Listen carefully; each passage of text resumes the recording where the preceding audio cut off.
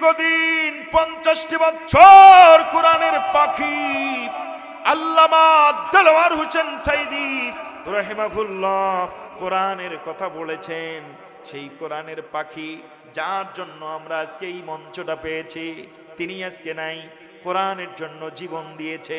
আবু জাহিল, আবুল আহাব মার্কা লোকগুলি ষড়যন্ত্র করে পয়জানাজ করে তাকে দুনিয়া থেকে তাড়াই দিয়েছে।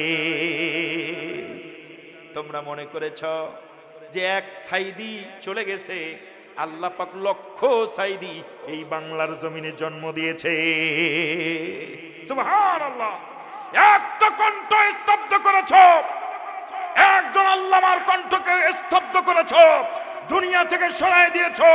ইদানিং সারা দেশে নিম্ন নতুন হাজারো অসংখ্য হাফেজে কোরআন, আলেমে দ্বীন, বক্তা, মুফাসসির দিয়ে বাংলার জমিন ছেয়ে গেছে। কথা বলেন ঠিক কিনা?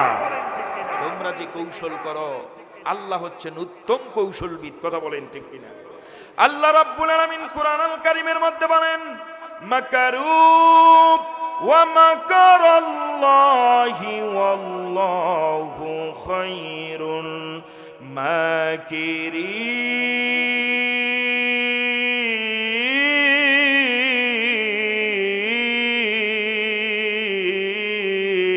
যেই জায়গায় কোরআনের আলোচনা হবে, কোরআন থেকে তাফসীর হবে, যেই জায়গায় কোরআনের তাওবিল হবে, ব্যাখ্যা বিশ্লেষণ হবে, এই কোরআনের আলোচনাগুলো শোনার জন্য, জানার জন্য বান্দা বান্দিগুলি যদি চুপ মেরে ধৈর্যের সাথে তারা বসে বসে হেদায়েতের উদ্দেশ্যে যদি কোরআন শ্রবণ করতে পারে, আমি আল্লাহ রব্বুল আলামিন ওই সব বান্দা বান্দিদের উপরে আসমান থেকে রহমত নাজিল করে দেই।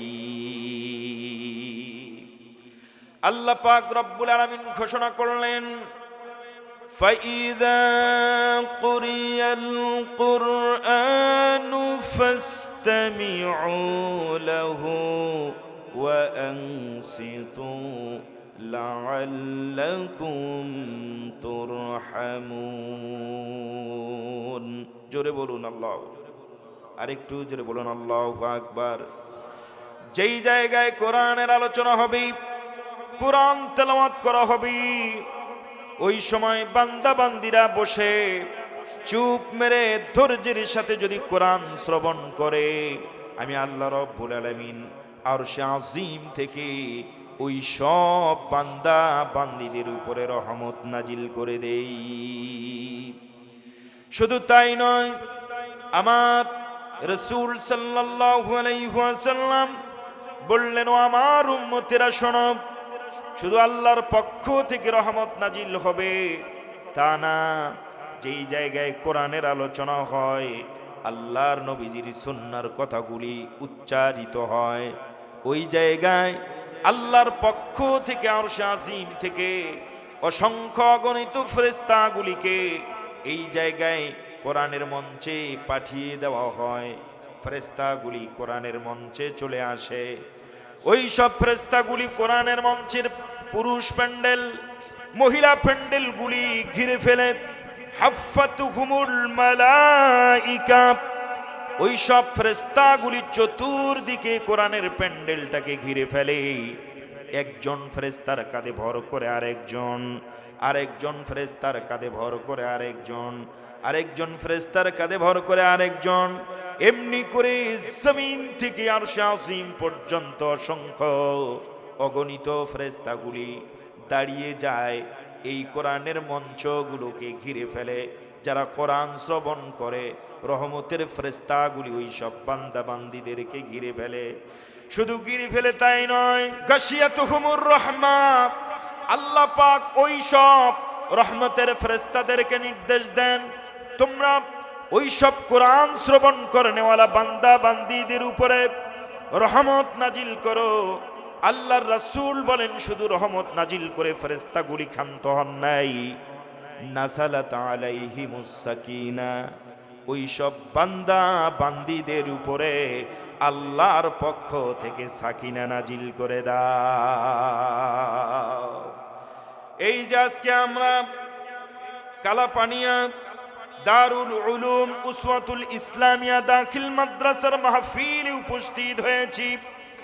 এই মুহূর্তে যতজন মানুষ এই প্যান্ডেলের ভিতরে, চতুর্দিকে ফেরেশতাগুলি দাঁড়িয়ে সমস্ত বান্দা বান্দীদের উপরে আল্লাহর পক্ষ থেকে রহমত নাজিল করা হচ্ছে। আল্লাহ পাক রব্বুল আলামিন আমাদের গুনাহ খাতাগুলো মাফ করে দিচ্ছেন। আল্লাহ পাক রব্বুল আলামিন নেকির পাল্লা ভারী করে দিচ্ছেন। আজকে আমরা এই জায়গায় এসে বসেছি। এই জায়গায় বসার কারণে কোরআন শোনার জন্য, জানার জন্য। আল্লাহর পক্ষ থেকে এত রহমত নাজিল হলো কেন? আপনি কোরআনকে প্রশ্ন করেন, কোরআন তোমার ভিতরে কি আছে? তোমার কথাগুলো শুনলে আল্লাহর পক্ষ থেকে রহমত হয়, সাকিনা নাজিল হয়। কোরআন সঙ্গে সঙ্গে উত্তর দেয়, হুদাল লিন্নাসি ওয়া বায়্যিনাতিম মিনাল হুদা ওয়াল ফুরকান। আমি কোরআনকে যারা শ্রবণ করবে, আমার কোরআনের আইন যারা মানবে, বিধানগুলি যারা মানবে, যারা আল্লাহর কোরআন শ্রবণ করে পারিবারিক জীবন, সাংসারিক জীবন, জাতীয় জীবন, আন্তর্জাতিক জীবনে পালন করবে, আমি কোরআন বলে দিচ্ছি আল্লাহ রব্বুল আলামিনের পক্ষ থেকে ওই সব বান্দা বান্দিগুলি হেদায়েত পেয়ে যাবে। হুদাল লিন্নাস ওয়া বায়্যিনাতিম মিনাল হুদা ওয়াল ফুরকান। শুধু হেদায়েত না, এটা মানব জাতির জন্য সত্য মিথ্যার পার্থক্যকারী রূপে এই কোরআনুল কারীম আমি এসেছি। চিৎকার মেরে কোন সুবহানাল্লাহ। এটা কি? মানব জাতির সত্য মিথ্যার পার্থক্য দূরীকরণের জন্য এই কোরআনে কারীম এসেছে। আজকে আমরা নামাজ পড়ি, মিথ্যা কথা বলি, হজ করি, যাকাত দিই, ওজনে কম দেই, নেওয়ার সময় বেশি নেই। আছে না নাই? একটু জোরে বলেন না, এরকম মুসল্লি আছে না নাই? আজকে আমরা নিজেদের কি ইমানদার ভাবি, নামাজি, আল্লাহওয়ালা, মুত্তাকি ভাবি, কিন্তু ঠুনকো বিষয়ের জন্য আমরা ঝগড়া বিবাদে লিপ্ত হয়ে যাই। ভাই ভাইয়ের সম্পদ অন্যায়ভাবে মেরে দেই। আমরা নামাজ পড়লেও, রোজা রাখলেও আমরা এখনো সোজা পথে যেতে পারি নাই। আমরা বাঁকা পথে চলছি। কথা বলেন ঠিক কিনা? আল্লাহ, আমরা যখন নামাজের মধ্যে দাঁড়িয়ে গিয়েছিলাম, আপনি আমি যখন নামাজ আদায় করছিলাম, মসজিদের ইমাম হোক, খতিব হোক, মাদ্রাসার প্রিন্সিপাল হুজুর হোক, দিনমজুর, কুলি, সব শ্রেণীর মানুষ যখন নামাজের কাতারে আমরা যখন দাঁড়িয়ে গিয়েছি, এক বাক্যে আল্লাহকে আমরা জানিয়ে দিয়েছি, ইন্নী ওয়াজ্জাহতু ওয়াজহিয়া লিল্লাযী ফাতারাস সামাওয়াতি ওয়াল আরদা হানিফা ওয়া মা আনা মিনাল মুশরিকিন। জোরে বলুন আল্লাহু আকবার। আল্লাহ পাক রব্বুল আলামিন কি আমরা যখন নামাজের কাতারে দাঁড়িয়ে গিয়েছি, আমরা বলেছি, আয় আল্লাহ তাআলা, নিশ্চয় আমি আমার চেহারা ঘুরালাম, আমি আমার মুখ ঘুরিয়ে নিলাম ওই আল্লাহর দিকে, ওই সত্তার দিকে, যিনি আসমান জমিনের সৃষ্টিকর্তা, আইনদাতা, বিধানদাতার দিকে আমি আমার চেহারা ঘুরালাম। আমার চেহারা আমি মন্দিরের দিকে ঘুরাই নাই, গির্জার দিকে ঘুরাই নাই। আমার চেহারা কোনো মন্ত্রী, কোনো এমপি, কোনো খতিব, কোনো বক্তা, কোনো দুনিয়ার কোনো নেতা নেত্রীর দিকে আমার চেহারাটা আমি ঘুরালাম না।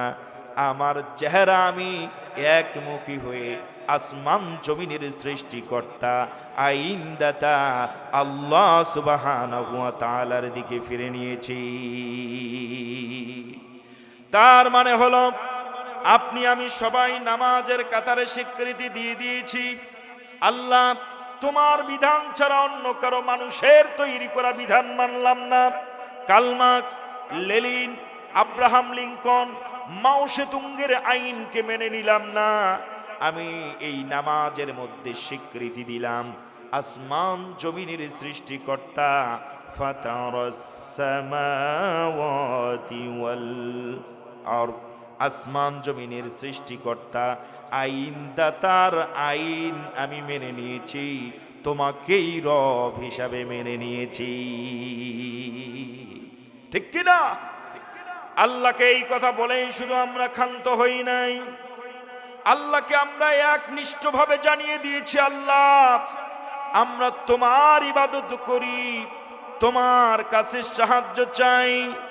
আমরা যখন নামাজের মধ্যে, সালাতের মধ্যে যখন সূরা ফাতিহা তেলাওয়াত করেছি, আমরা আল্লাহ পাক রব্বুল আলামিনকে জানিয়ে দিয়েছি, ইয়্যাকা না'বুদু ওয়া ইয়্যাকা নাস্তাঈন।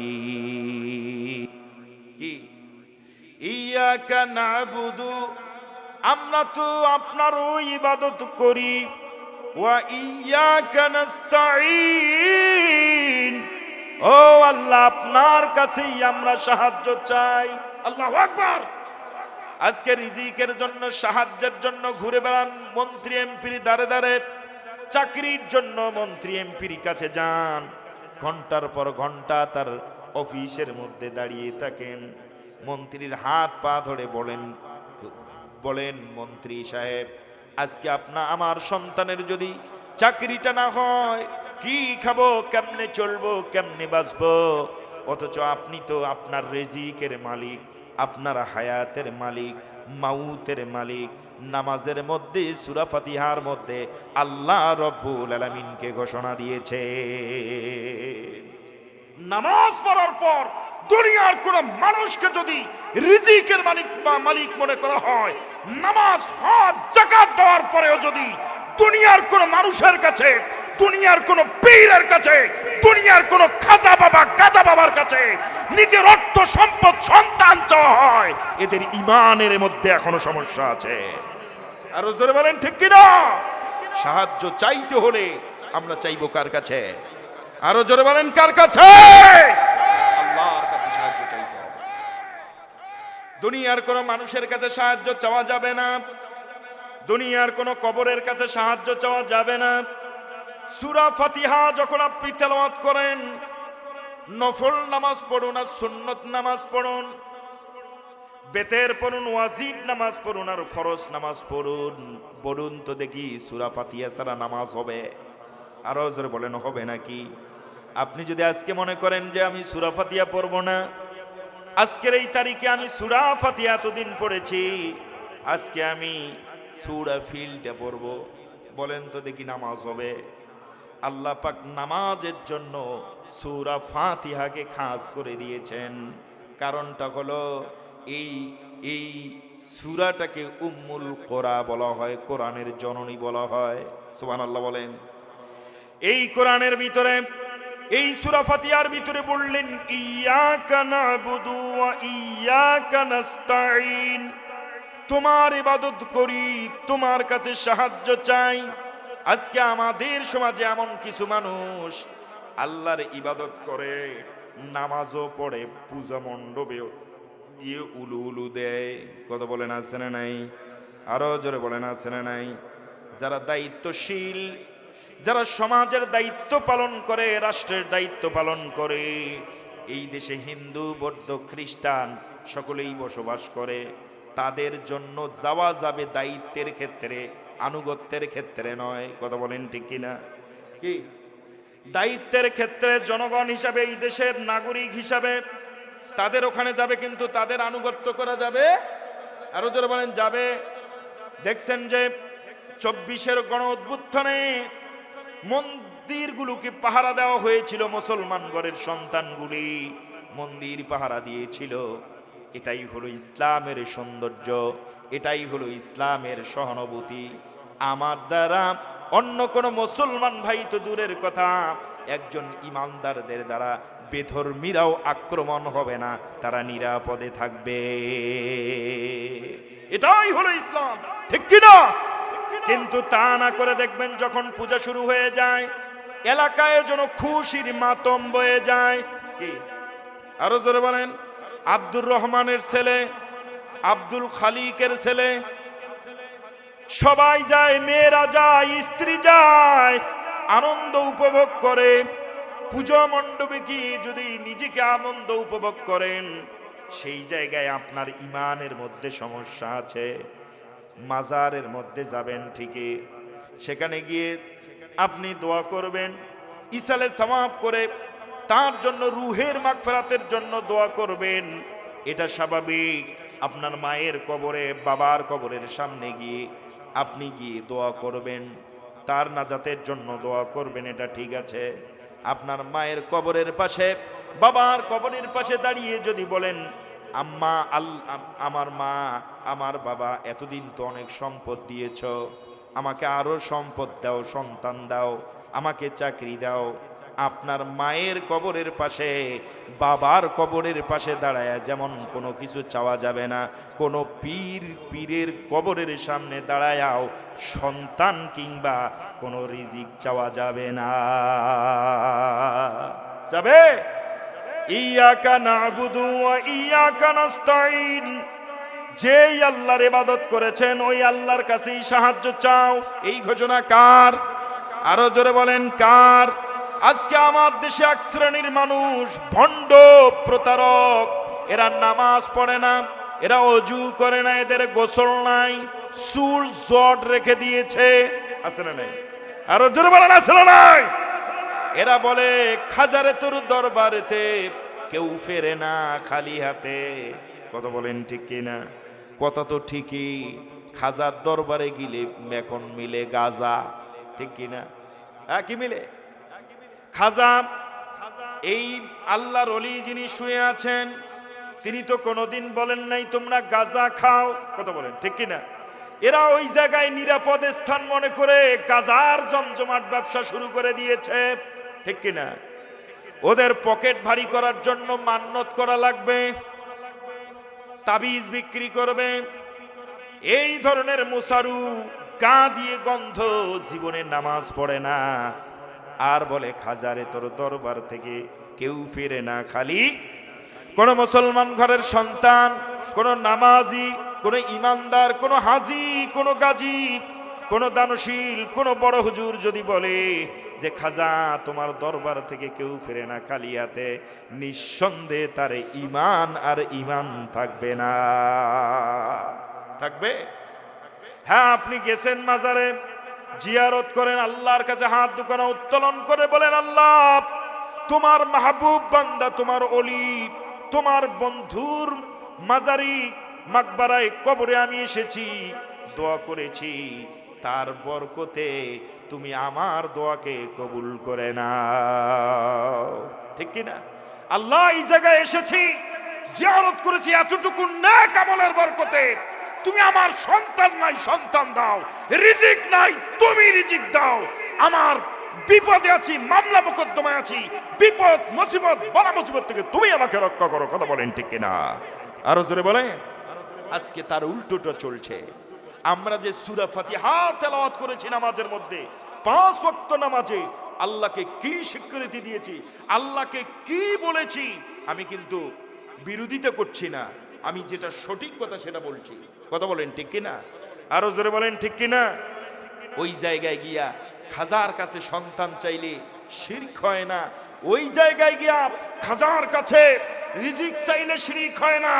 আর যখন মৌলবীরা বলে যে ইসলামী রাষ্ট্র কায়েম করতে হবে, তখন এই এক শ্রেণীর মানুষদের গায়ে আগুন ধরে যায়। আরো জোরে বলেন ঠিক কিনা? কোরআনের প্রত্যেকটি আয়াতের পরতে পরতে ইসলামী কানুন সিস্টেমের কথা বলা আছে না নাই? আরো জোরে বলেন আছে না নাই? প্রত্যেকটি আদেশ, প্রত্যেকটি নিষেধ, এগুলো হচ্ছে এক একটা করে পার্লামেন্টের আইন। কথা বলেন ঠিক কিনা? এটা হচ্ছে আজকে এই সমাজের এমপি আছে, এই সমাজের চেয়ারম্যান মেম্বার আছে, এরা আমাদের কর্তা থাকতে, আমাদের নেতা থাকতেও আজকে এই সমাজের মানুষ সবাই 5 ওয়াক্ত নামাজ পড়ে না। কেন? কথাটা কি বুঝেন? হ্যাঁ, কারণ চেয়ারম্যানই নামাজ পড়ে না, এমপি সাহেবই নামাজ পড়ে না, তার চামচারা কি করবে? কথা বলেন না কেন? নেতাই নামাজ পড়ে না, চামচা কি করবে?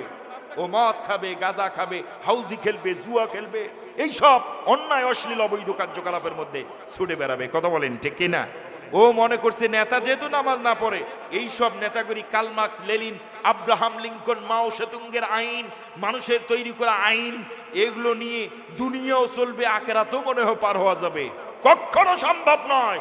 যতদিন পর্যন্ত ইমানদার হিসাবে এই পৃথিবীর চাহিদা মেটাতে গিয়া বিভিন্ন দল আপনি করতে পারেন, বিভিন্ন মত থাকতে পারেন, যখনই আপনি নিজেকে ইমানদার দাবি করবেন, মুমিন দাবি করবেন, আল্লাহওয়ালা দাবি করবেন, নিজেকে মুত্তাকি দাবি করবেন, সঙ্গে সঙ্গে স্যালেন্ডার করে দুনিয়ার সব মানুষের আইনকে ছুরি মেরে ছুঁড়ে মেরে আল্লাহর কোরআনের আইন দিয়ে সমাজ এবং রাষ্ট্র প্রতিষ্ঠা করার জন্য শপথ গ্রহণ করতে হবে, রাজপথে শহীদের নজরানা পেশ করতে হবে।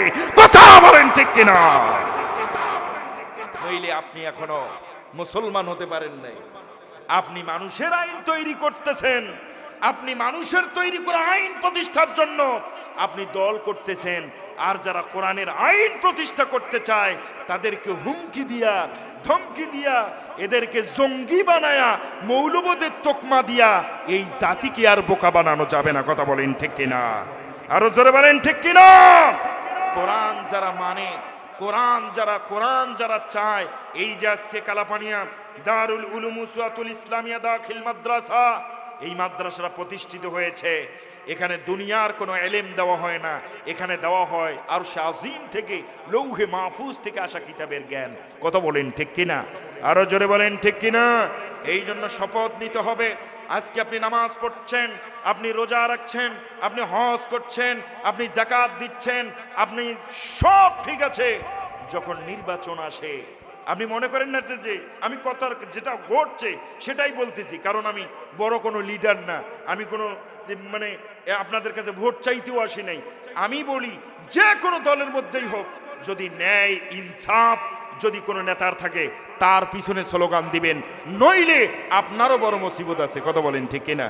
কিয়ামতের দিন একজন জেনাকারীকে ভালো বলেছেন, একজন সন্ত্রাসীকে, একজন চাঁদাবাজিকে, একজন বেনামাজিকে আপনি ভালো বলে পিছনে স্লোগান দিয়েছেন, এর জন্য আপনাকে আমাকে জবাবদিহি করতে হবে। আরো জোরে বলেন, করতে হবে কিনা? এই জন্য বলি, সে যে কোনো দলের হোক না কেন, আমি শুধু ইসলামী দল বলছি না, আমি সামিউল ইসলাম ফারুকি বলে গেলাম, যদি ন্যায় ইনসাফ, নামাজি, তাকওয়াবান, আল্লাহওয়ালা, আল্লাহর আইন প্রতিষ্ঠা করতে চায়, যে কোনো দলের মধ্যে এরকম যদি নেতা গজিয়ে যায়, তার হাতকে শক্তিশালী করার জন্য দল, মত, জাতি, ধর্ম, বর্ণ নির্বিশেষে সকলেই তার পিছনে ন্যায় এবং ইনসাফের পক্ষে স্লোগান দিতে হবে।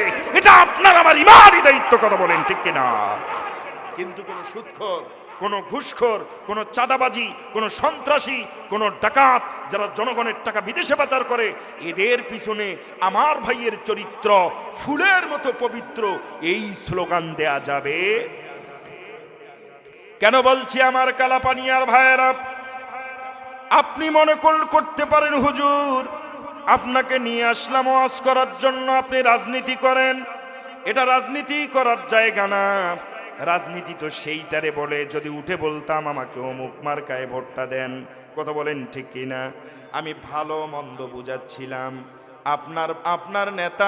আপনার নেতা যদি 5 ওয়াক্ত নামাজি হয়, হাসরের ময়দানে কিয়ামতের দিন যেদিন বান্দা বান্দিগুলোর হিসাব নিকাশ নেওয়া হবে, প্রত্যেকটি গোষ্ঠী, প্রত্যেকটি গোত্র, প্রত্যেকটি জাতি তার নেতা, তার দলীয় নেতা কোন দল করেছে, ওই দলের নেতাকে নিয়ে হাসরের ময়দানে উঠতে হবে। কথা বলেন ঠিক কিনা? এই যে মাদ্রাসায় কিয়ামত যদি কখনো হয়ে যায়, এই মাদ্রাসায় যতগুলো ছাত্রছাত্রী আছে সব ছাত্রছাত্রীর দলনেতা হবে প্রিন্সিপাল হুজুর।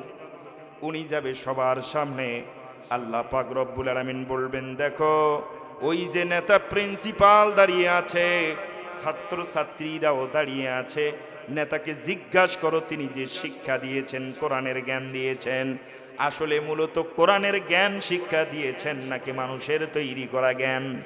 যখন এই দেখবে যে ইনি মানুষের তৈরি করা জ্ঞান শিক্ষা দেয় নাই, কোরআনের জ্ঞান শিক্ষা দিয়েছি, আল্লাহ পাক রব্বুল আলামিন বলবে পিছনে অসংখ্য মানুষ আছে, এরা অপরাধী, এরা জাহান্নামী, কিন্তু দলনেতা যিনি ইনি ভালো মানুষ। এ ফেরেশতা যাও, দলনেতা যেহেতু চরিত্রবান, আল্লাহওয়ালা, নামাজি, পরহেজগার, মুত্তাকি, ওনার পিছনে যত মুসল্লি আছে, সাধারণ মানুষ অপরাধী আছে। নেতা যেহেতু ভালো, নেতা ভালো এই জন্য নেতার ওসিলা করে পিছনের সব খারাপ মানুষগুলোকেও নেতার সঙ্গে জান্নাতে দিয়ে দাও হাসরের ময়দানে। ঠিক একইভাবে ওই সব নেতা আরেক শ্রেণীর নেতা যাবে। নেতা মানে বুঝেন তো, শুধু পার্টি করলে নেতা হয় না। আপনার মসজিদের যে মসজিদের যে ইমাম আছে ওনাকেই বলে নেতা। কথা বলেন ঠিক কিনা? এটা হলো আমরা আরবিতে বলি ইমাম, বাংলায় বলি নেতা, ইংরেজিতে বলি লিডার। কি বলি? লিডার। মসজিদের ইমাম, ইমাম মানে কি? নেতা। আমি শুধু পার্টির নেতাদেরকে বলতেছি না, মসজিদের ইমামও যদি এরকম হয় তবুও তার হিসাব আল্লাহর কাছে হবে কি হবে না? সম্মানিত ভাইয়েরা আমার, আর এক দল নেতা সহ উপস্থিত হয়ে যাবে মিজানের পাল্লার সামনে। জিজ্ঞাসা করবে, দুনিয়া তো অমুক দল তমুক দল করেছ, বলো বলো এই দল করে তুমি কার আইন প্রতিষ্ঠা করেছ? তুমি আল্লাহর আইন প্রতিষ্ঠা করেছ নাকি কার্ল মার্কস, লেনিন, মাও সেতুংয়ের আইন প্রতিষ্ঠা করেছ? তুমি সন্ত্রাসী করেছ, চাঁদাবাজি করেছ, ধর্ষণ লুণ্ঠন করেছ। ও ফেরেশতা, তাকিয়ে দেখো জনগণের টাকা বিদেশে পাচার করে 450 বাড়ি বানিয়েছে। কথা বলেন, হ্যাঁ? এটারে ধরো ধরো, পিছনে অনেকগুলি ভালো মানুষ আছে যারা মুত্তাকি আল্লাহওয়ালা, এরাও তার সঙ্গে ছিল। নেতা যেহেতু 2 নাম্বার, নেতার সঙ্গে পিছনের ভালো মানুষগুলোকেও জাহান্নামে পৌঁছায় দাও। কথা কি বুঝতে পারছেন? এই জন্য নেতা চিনতে ভুল করা যাবে। কেন বলছি? একটা উদাহরণ দিলে আপনারা টের পেয়ে যাবেন। আপনার এই কালাপানিয়ায় মসজিদ আছে না নাই? আছে। এই কালাপানিয়া মসজিদের ইমাম কিংবা খতিব যদি আপনি নিয়োগ দেন, আর যদি জানতে পারেন যে এই ইমাম সাহেব আজকে জুমায় যিনি নামাজ পড়ছেন, ট্রায়াল দিয়েছেন, এই ইমাম সাহেব নামাজই পড়ে না, আজকে জোহরের নামাজ না পড়ে সে আজকে আসর পড়াইছে, আপনার মসজিদের ইমাম সাহেব এই কথা যদি মুসল্লি জানতে পারে, মাগরিবের সময় কি ওরে আবার ওই মেম্বারে দাঁড়াতে দেবে? নামাজিরা বাদ দেন, বেনামাজেরই মুসল্লিরাই আগে স্লোগান দিবে যে এই বেনামাজি ইমাম দিয়ে নামাজ। আরো জোরে বলেন হবে, আরো জোরে বলেন হবে। আপনার খতিব, মসজিদের খতিব যদি বিপদে পড়ে 10,000 টাকা এনজিওর কাছে লোন নেয়, আর যদি আপনি জানতে পারেন যে এই খতিব লোন নিয়েছে, ওই মসজিদের সুদখোররাই আগে বলবে যে এই সুদখোর খতিবের পিছনে নামাজ হবে। আরো জোরে বলেন, কথা বলেন ঠিক কিনা? 500 লোকের একটা সমাজের ইমাম, 1000 মানুষের একজন একটা সমাজের খতিব, একদিন নামাজ না পড়লে যদি তার ইমামতি চলে যায়, একদিন সুদ ঘুষের মতো কর্মকাণ্ড করলে তার খতিবি চলে যায়। যেই মানুষটি 4 লক্ষ লোকের দায়িত্ব নেবে, এই লোকটা যদি নামাজেই না পড়ে, কথা বলেন না কেন? হ্যাঁ, কথা কি বুঝতে পারছেন? হ্যাঁ, এই 4 লক্ষ লোকের দায়িত্ব যার কাঁধে দেওয়া হবে, এই লোক তো নামাজ পড়ে না, এই লোক সন্ত্রাসী দিয়ে পাক্কা, এই লোক ধর্ষণ লুণ্ঠন চাঁদাবাজি দিয়ে যদি পাক্কা হয়, কি চলবে? এই 4 লক্ষ লোকের মধ্যে নামাজি আছে না নাই? সৎ মানুষ আছে না নাই? ভালো মানুষ আছে না নাই? এই 4 লক্ষ মানুষ যদি, এই মানুষগুলো যদি ওই সব অন্যায়কারী, জানাকারী, সন্ত্রাসী, চাঁদাবাদী, নেশার পিছনে স্লোগান দেয়, কিয়ামতের দিন নিঃসন্দেহে মিজানে মাহশারে আপনাকে আমাকে প্রত্যেকটি কর্ম, প্রত্যেকটি কাজ, প্রত্যেকটি স্লোগানের জবাব দিতে হবে। সম্মানিত ভাইয়েরা আমার, খুব খেয়াল করে শুনতে হবে। এ বন্ধু, আমরা আজকে এই বাংলাদেশের যিনি প্রধানমন্ত্রী হবেন, ছোট্ট একটি দেশ, এই দেশের প্রধানমন্ত্রী যিনি লন্ডনের প্রধানমন্ত্রী হবেন, তিনিও একজন প্রধানমন্ত্রী, আমেরিকান প্রধানমন্ত্রী। কিন্তু আল্লাহ রব্বুল আলামিন ইসলাম যখন ক্ষমতায় ছিল, খলিফাতুল মুসলিমিন অর্ধজানের খলিফা হযরত ওমরে ফারুককে আমার আল্লাহ রব্বুল আলামিন বাংলাদেশ, শ্রীলঙ্কা, লন্ডন, সিঙ্গাপুরের মতো দেশের রাষ্ট্রনায়ক বানান নাই। আমার আল্লাহ রব্বুল আলামিন খলিফাতুল মুসলিমিন হযরতে ওমরে ফারুক রাদিয়াল্লাহু তাআলা আনহুকে গোটা পৃথিবীর অর্ধেক জাহানের খলিফা বানিয়ে দিয়েছে।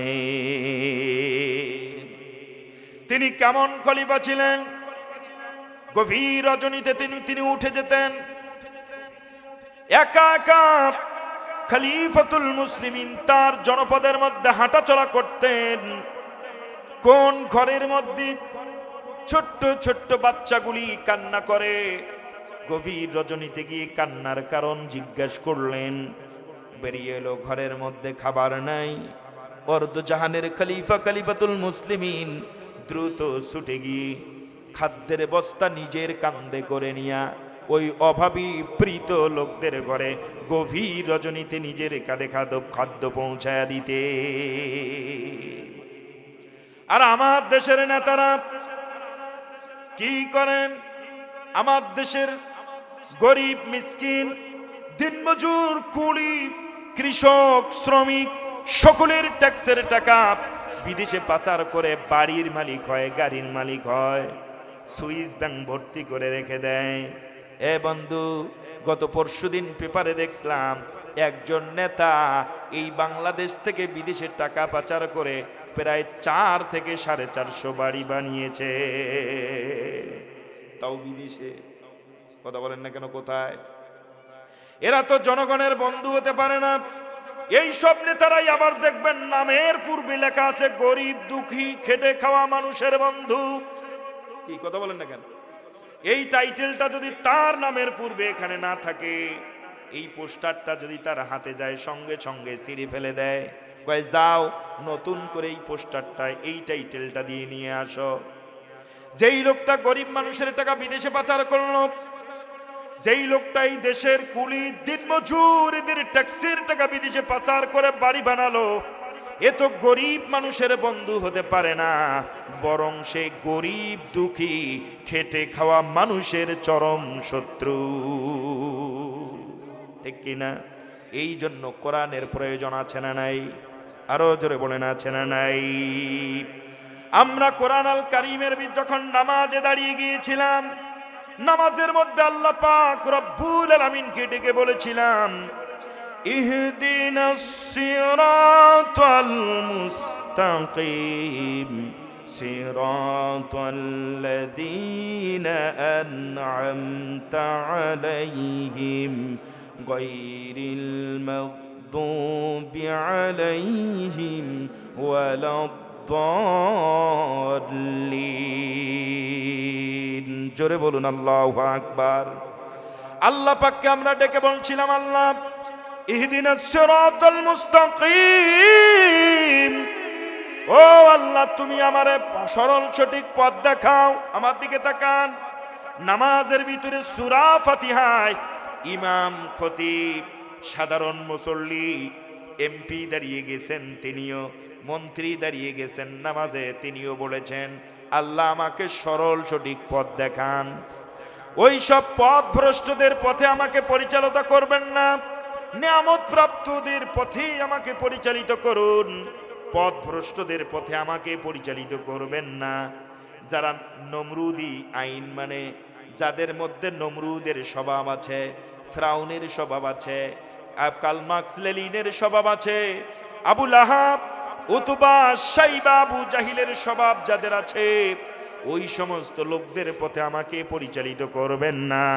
আমাকে পরিচালিত করবেন ওই সব লোকদের যারা আবু বকরের মতো, যারা ওমরের মতো, যারা ওসমান আলীর মতো, এই সব ন্যায় পরায়ণ ব্যক্তিদের, এই সমস্ত নিয়ামত প্রাপ্ত ব্যক্তিদের পথে আমাকে চালান। আল্লাহু আকবার বলেন, আল্লাহু আকবার। এই ঘোষণা তো আপনি নামাজের মধ্যে দিলেন, আমি নামাজের মধ্যে দিলাম, সবাই আমরা নামাজের মধ্যে এই ঘোষণা দিয়েছিলাম। নামাজ পড়ার পর আমরা মিথ্যা বলছি, নামাজ পড়ার পর আল্লাহর আইনের বিপক্ষে চলছি, নামাজ পড়ার পর দুর্নীতি করছি, নামাজ পড়ার পর নিজের ভাইকে বাবার সম্পত্তি থেকে মাহরুম করছি, ইয়াতিমের সম্পদ মেরে দিচ্ছি, গরিব মিসকিনকে ঠকাচ্ছি, আছে না নাই? আরো জোরে বলেন, আছে না নাই? আল্লাহ পাক রব্বুল আলামিন জানিয়ে দিচ্ছেন, নামাজিরা শোনো, এক শ্রেণীর নামাজি যারা নামাজ পড়ার পরেও জেনা, বেবিচার, ধর্ষণ, লুণ্ঠন, চাঁদাবাজি, সন্ত্রাসী ছাড়তে পারে নাই, এই সব নামাজিদের নামাজ আমি আল্লাহর দরবারে কবুল হবে না।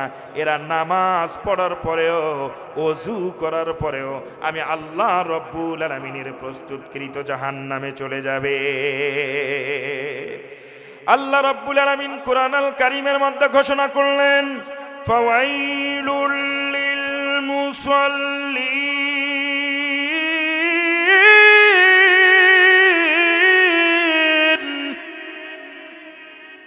ওই সব নামাজিরা ওয়াইল, জাহান্নামের আসামি হয়ে যাবে যারা নামাজ পড়ার পরেও মিথ্যা বলেছে, নামাজ পড়ার পরেও পূজা মণ্ডপে গিয়েছে, যারা নামাজ পড়ার পরে ধর্ষণ, লুণ্ঠন করেছে, চাঁদাবাজি, সন্ত্রাসী করেছে, এরা যারা নামাজ পড়ার পরেও যেই নামাজ তাদেরকে সরল সঠিক পথ, হেদায়েতের পথ দিতে পারে নাই, ওই সব নামাজিদেরকে, ওই সব সুদখোর, ঘুষখোর, ওই সব বাটপার নামাজিদের জন্য আমি আল্লাহ রব্বুল আলামিন ওয়াইল, জাহান্নাম প্রস্তুত করে রেখে দিয়েছি। কি বিভৎস কথা, কি ভয়ঙ্কর কথা আল্লাহ পাক কোরআনুল কারীমের মধ্যে জানিয়ে দিয়েছে। আপনি প্রশ্ন করতে পারেন, হুজুর, আস-সালাতু মি'রাজুল মুমিনিন,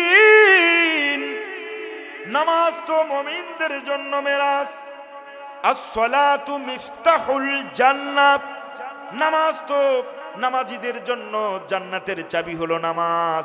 এই নামাজ পড়ে তারা জাহান্নামে যাবে কেন? কারণ তারা নামাজ পড়েছে, মিথ্যা বলেছে, নামাজ পড়ার পরেও দুনিয়াবি কর্মকাণ্ড তারা সারতে পারে নাই। এই জন্য এই নামাজ পড়ার পরেও, হজ করার পরেও আল্লাহ রব্বুল আলামিনের ওয়াইল, জাহান্নাম তাদের জন্য অবধারিত হয়ে গেছে। সম্মানিত ভাইয়েরা আমার, খুব খেয়াল করে শুনতে হবে। ওই সব নিয়ামত প্রাপ্তদের পথ, ওমরের জীবনীর দিকে তাকিয়ে দেখুন। হযরত ওমর ফারুক রাদিয়াল্লাহু তাআলা আনহু, তিনি ছিলেন একজন আল্লাহওয়ালা, তিনি ছিলেন রাসূলুল্লাহর জলিলুল কদর সাহাবী। হযরত ওমর ফারুক রাদিয়াল্লাহু তাআলা আনহু ঘটনাক্রমে একদিন গভীর রজনীতে তাহাজ্জুদের নামাজ পড়ে খলিফাতুল মুসলিমিন তিনি ছুটছেন তার জনপদের খোঁজখবর নেওয়ার জন্য। এই গভীর রজনীতে অর্ধজাহানের খলিফাতুল মুসলিমিন একা একা বের হলেন, কোনো পুলিশ প্রোটেকশন নাই।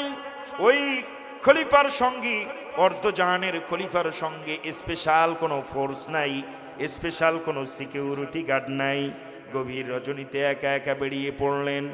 হাঁটতে হাঁটতে এক পর্যায়ে খলিফাতুল মুসলিমিন হযরতে ওমর ফারুকের কর্ণকুহুরের মধ্যে একটা মহিলার কণ্ঠে গুনগুন গুনগুন শব্দে গানের আওয়াজ শোনা যায়। কে রে এই গভীর রজনীতে এই জনপদের মধ্যে গুনগুন গুনগুন করে বিরহের গান গায়? খলিফাতুল মুসলিমিন হযরতে ওমর ফারুক রাদিয়াল্লাহু তাআলা আনহু দাঁড়িয়ে গেলেন, থমকে দাঁড়িয়ে গেলেন।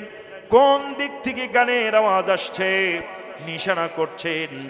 এটা নিশানা করে যেই দিক থেকে গানের আওয়াজ আসছে, খলিফাতুল মুসলিমিন হযরত ওমর ফারুক ওই রাস্তা দিয়ে হাঁটতে শুরু করলেন, খুঁজতে লাগলেন কোন ঘর থেকে, কোন বাড়ি থেকে গানের আওয়াজ।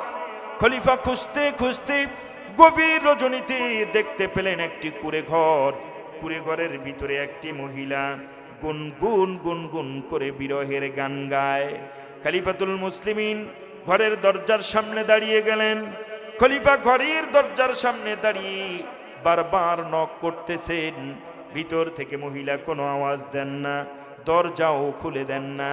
বারবার খলিফা ঘরের দরজার মধ্যে আঘাত হানছেন, কিন্তু দরজাও খুলেন না, কোনো আওয়াজও দেন না। খলিফাতুল মুসলিমিন হযরতে ওমরে ফারুক রাদিয়াল্লাহু তাআলা আনহু বিব্রতকর অবস্থায় পড়ে গেলেন।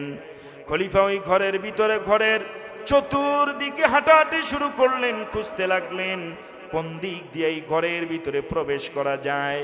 খলিফা দেখতে পেলেন এই মহিলার ঘরটি খেজুরের পাতা দিয়ে ঘেরানো। একটা কিনারা ধরে টান মারলেন, ফাঁকা হয়ে গেল। অর্ধ জানের খলিফাতুল মুসলিমিন হযরত ওমরে ফারুক রাদিয়াল্লাহু তাআলা আনহু ওই ঘরের ভিতরে প্রবেশ করলেন।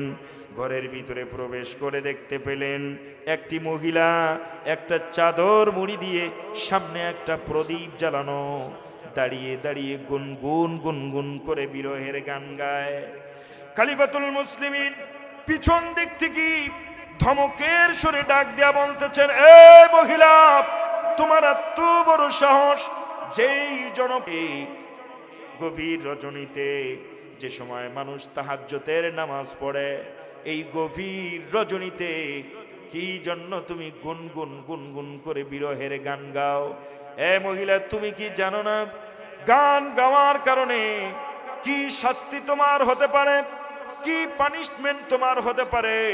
মহিলাটি এই কথা শোনার সঙ্গে সঙ্গে আর চুপ থাকতে পারলেন না, পিছন দিকে ঘুরে দাঁড়ালেন, চোখগুলো বড় বড় করে খলিফার দিকে তাকিয়ে বলছেন, ওরে আগন্তুক, তোমাকে তো আমি চিনি না, তোমার ঘর কোথায়, তোমার বাড়ি কোথায়, তোমার নাম কি, তোমার গ্রাম ঠিকানা কোনো কিচ্ছুই জানি না। তবে জেনে রাখো, এই গভীর রজনীতে গান গাওয়া এটা আমার অপরাধ, এটা আমি স্বীকার করে নিলাম। এই আগন্তুক, এই যুবক, আমি তো এই গভীর রজনীতে গান গেয়ে একটি মাত্র ভুল করেছি, আর তুমি এই গভীর রজনীতে আমার ঘরে প্রবেশ করে তিনটা বড় মারাত্মক ভুল করে ফেলেছ। এক নাম্বার ভুল হলো তুমি আমার ঘরের ভিতরে প্রবেশ করেছ। তুমি কি রাসূলুল্লাহর ওই হাদিসটা তোমার মনে নাই যে কারো ঘরের ভিতরে প্রবেশ করলে অনুমতি নিতে হয়, সালাম দিতে হয়? এক নাম্বার অপরাধ, তুমি আমার ঘরে প্রবেশ করেছ, আমাকে সালাম করো নাই, আমার অনুমতি নেও নাই, এটা এক নাম্বারের বড় অপরাধ তোমার। দুই নাম্বারের অপরাধ হলো, আমি একটা গরিব মানুষ, আমার ঘরের বেড়া ভেঙে আপনি প্রবেশ করেছেন, এটা আপনার দুই নাম্বারের অপরাধ। তিন নাম্বার অপরাধ হলো, এই গভীর রজনীতে আমি একটা বেগানা পর পুরুষের সঙ্গে আমি কথা বলছি। একটি বেগানা পুরুষের সঙ্গে কথা বলতে গিয়া আমার কণ্ঠের পর্দা চলে গেছে। এ যুবক, এটা তিন নম্বরের অপরাধ, তোমার সঙ্গে কথা বলতে গিয়া আমার কণ্ঠের পর্দা নষ্ট হয়ে গেছে। এই তিনটা অপরাধ। ওরে যুবক, তুমি যদি এই গভীর রজনীতে গান গাওয়ার জন্য যেই পানিশমেন্ট দিবা, যেই শাস্তি দিবা, আমি মাথা পেতে নেব, কিন্তু তুমি যেই তিনটি বড় ভুল করেছো, এর জন্য তোমার কোনো ক্ষমা নাই, তোমার কোনো মাফ নাই।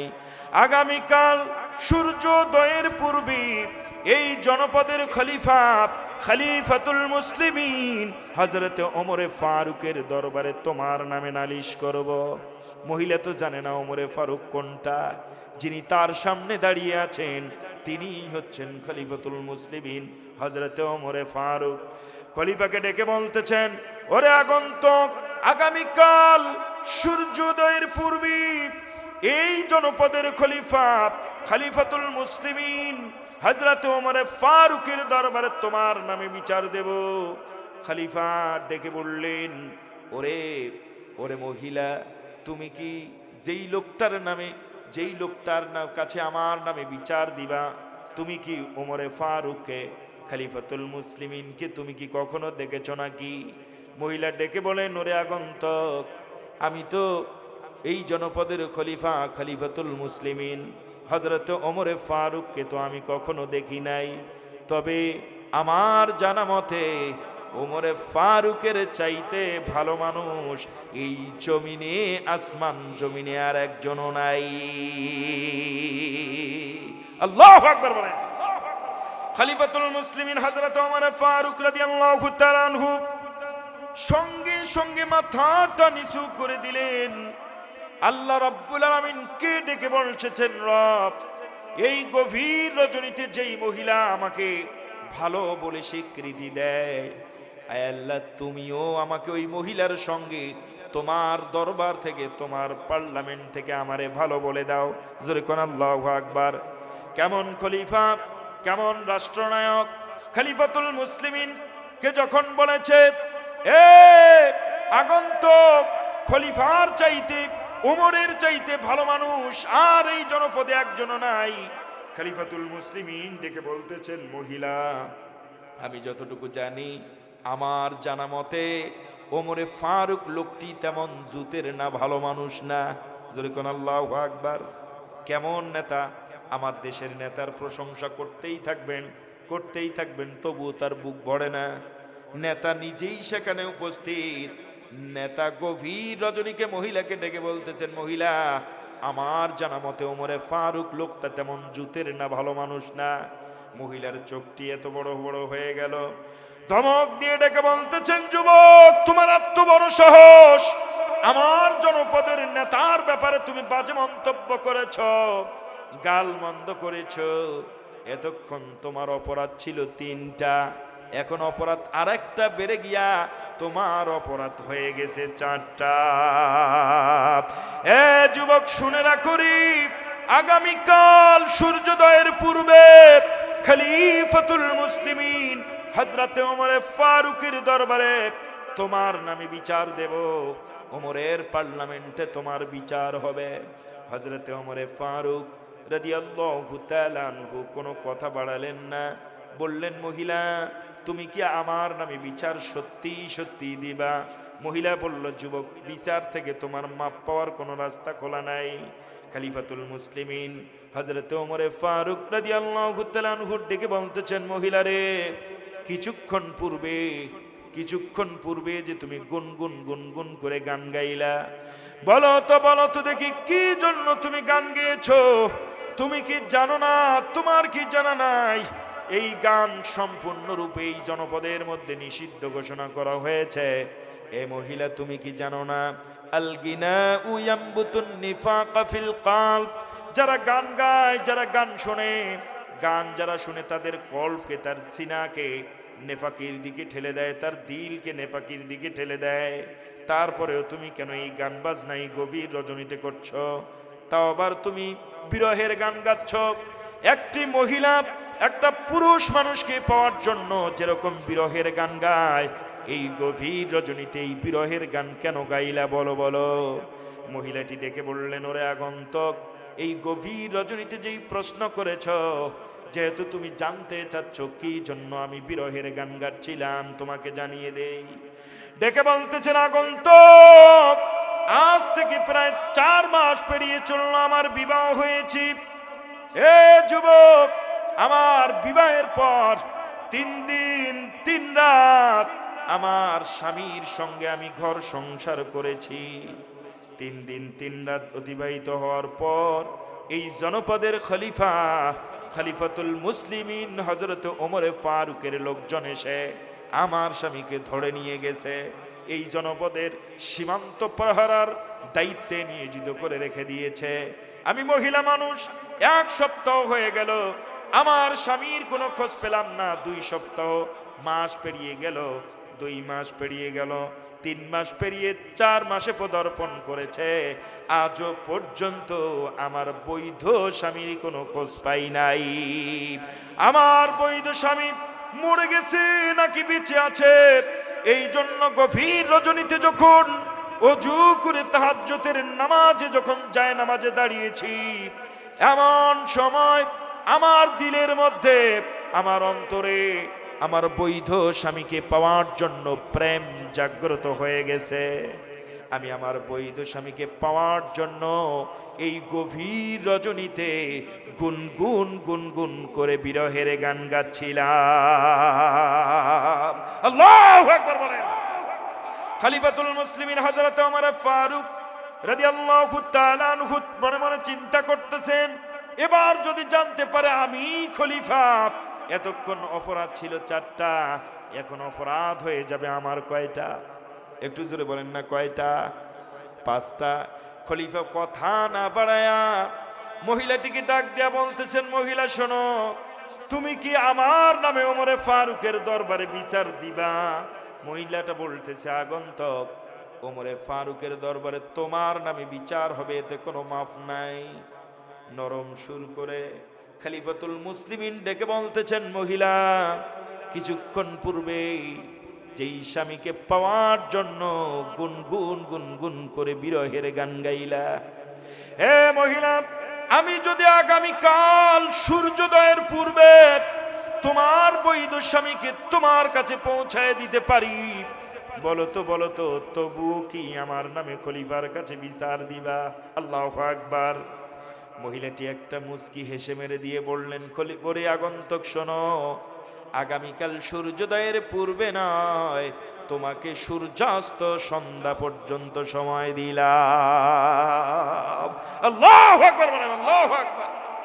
কেমন খলিফা রে? মহিলা বললেন, মহিলা যখন মুস্কি হেসে মেরে দিয়েছেন, তার মানে হলো যত মামলা আছে সব মামলা ডিসমিস, কুল্লু খালাস।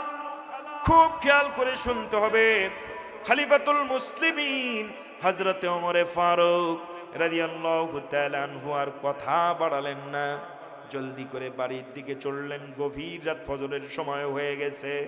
দেখেন স্ত্রী উঠে গেছেন। খলিফা তার স্ত্রীকে ডেকে বললেন, আমার প্রাণের স্ত্রী, বলো তো একজন বিবাহিতা মহিলা স্বামী ছাড়া কতদিন পর্যন্ত ঘরের মধ্যে একা একা ধৈর্য ধারণ করে থাকতে পারে? খলিফার স্ত্রী ডেকে বললেন, অর্ধজাহানের খলিফা, ওগো আমার স্বামী, একজন বিবাহিতা মহিলা সর্বোচ্চ তার স্বামীর জন্য 3 মাস ধৈর্য ধারণ করে থাকতে পারে।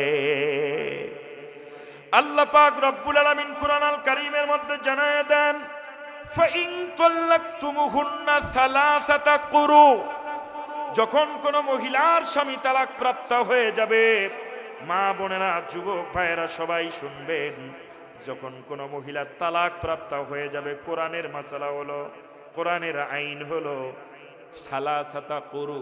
কয় কুরু? 3 কুরু। উলামায়ে কেরাম আছে, আমার ওস্তাদ সমতুল্য উলামায়ে কেরামও আছে।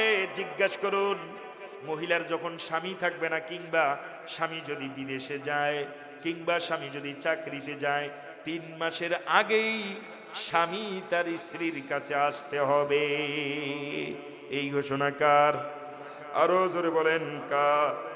খলিফাতুল মুসলিমিন মনে মনে চিন্তা করলেন, সর্বনাশ, 3 মাসের পূর্বেই 3 মাস পর্যন্ত ধৈর্য ধারণ করতে পারে।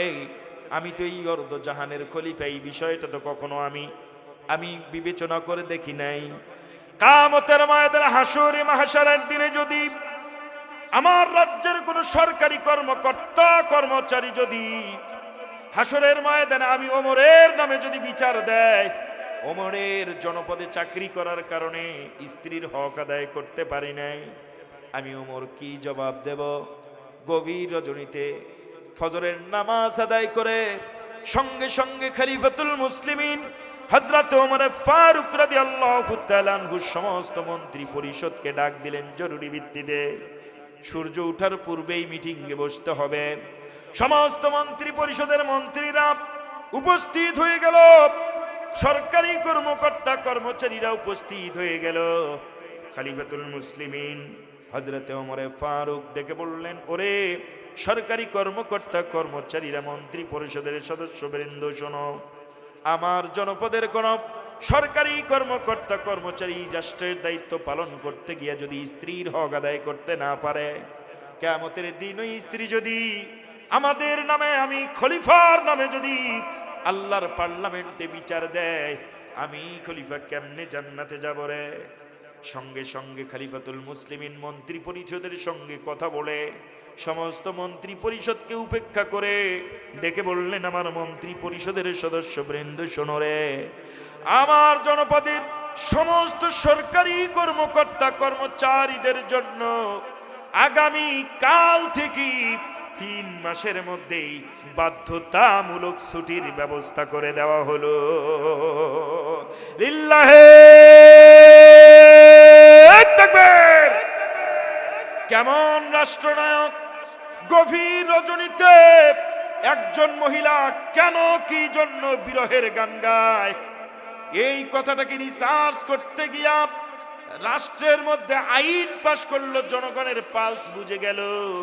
আর আজকে আমরা যারা যখন ক্ষমতায় আসি, ক্ষমতা ছাড়তে চাই না, দুর্নীতি করে, মানুষ মারে, মৌলবাদী বলে ফাঁসি দিয়ে দেয়, তবুও মনে হয় চেয়ারের মধ্যে সুপার গ্লু আটা লাগা আছে। কথা বলেন না কেন? আরো জোরে বলেন ঠিক কিনা? সম্মানিত ভাইয়েরা আমার, খলিফাতুল মুসলিমিন হযরত ওমর ফারুক রাদিয়াল্লাহু তাআলা আনহু, আমার কলিজার টুকরা মা বোনেরা, আমার বাবাজিরা, শোনো রে, একটি কথা এখান থেকে জানায়া দেই। আজকে আমার দেশের যুবকেরা, আমার দেশের যুবতীরা, আমার দেশের যুবকেরা বিবাহ করে লন্ডনে যাইতে চায়, সিঙ্গাপুরে যাইতে চায়। আমার দেশের যুবতীরাও বিদেশি জামাই চায়, প্রবাসী জামাই চায়। অনেক টাকা হবে, গহনা হবে, টাকা পয়সার বাড়ি গাড়ির কোনো অভাব থাকবে না। কথা বলেন ঠিক কিনা? আরো জোরে বলেন ঠিক কিনা? বিশেষ করে মেয়ের মা, মেয়ের বাবা তো আরো পাগল, বিদেশি জামাই চাই। এ বন্ধু, গভীর মনোযোগ দিয়ে শুনতে হবে। আমি যুবক যুবতীদের ব্যাপারে দুটি কথা বলতে চাই। আমার দেশের যুবকেরা শ্বশুরের কাছে 5 লাখ 10 লাখ টাকা নিয়ে বিদেশের টিকিট কাটে, শ্বশুরের মেয়েকে বিবাহ করে 5 দিন 7 দিন 10 দিন 15 দিন 1 মাস সময় দিয়ে 5 বছর 10 বছরের জন্য লন্ডনে চলে যায়, আমেরিকায় চলে যায়, সিঙ্গাপুরে চলে যায়। কথা বলেন ঠিক কিনা? আছে না নাই? আরো জোরে বলেন, আছে না নাই? এ বন্ধু, স্ত্রীকে, নতুন স্ত্রীকে রেখে আপনি গেলেন, বিদেশ থেকে অ্যান্ড্রয়েড ফোন একটা পাঠিয়ে দিয়েছেন। কাজ তো বিদেশে স্বামী সময় পায় না, কাজের ফাঁকে 10-15 মিনিট দিনে কথা বলে, এই দিকে স্ত্রী সুযোগ পায়া অন্য পুরুষের সঙ্গে পরকিয়া করে, সেটিং করে, ডেটিং করে, ফিটিং মারে। কথা বলেন ঠিক কিনা? এরকম অহরহ ঘটনা আমার দেশে হচ্ছে কি হচ্ছে না?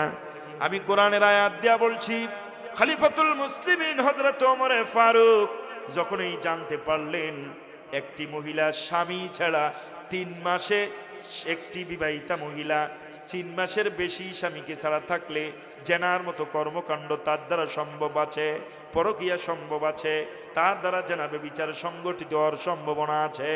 খলিফা আইন জারি করে দিলেন, আমার রাজ্যের কোন সরকারি কর্মকর্তা কর্মচারী 3 মাসের পূর্বেই তাদের বাধ্যতামূলক ছুটি ঘোষণা করা হলো। এখন আপনারাই বলুন, আপনি ইমানদার, আপনি মুসলমান, আপনার স্ত্রীকে বিবাহ করে 5 দিন 7 দিন সময় দিয়া 5 বছর 10 বছরের জন্য সিঙ্গাপুরে চলে গেলেন, লন্ডনে চলে গেলেন। যখন স্ত্রী পরকীয়া করে অন্যের ঘরে চলে যায়, তখন আমরা বলি যে এর চরিত্র ভালো না। কথা বলেন ঠিক কিনা? আরো জোরে বলেন ঠিক কিনা? হ্যাঁ, বলি কি বলি না? আমরা এই কথা বলি। এটা করা যাবে না, কারণ যৌবন পুরুষের আছে, মহিলারও আছে না নাই?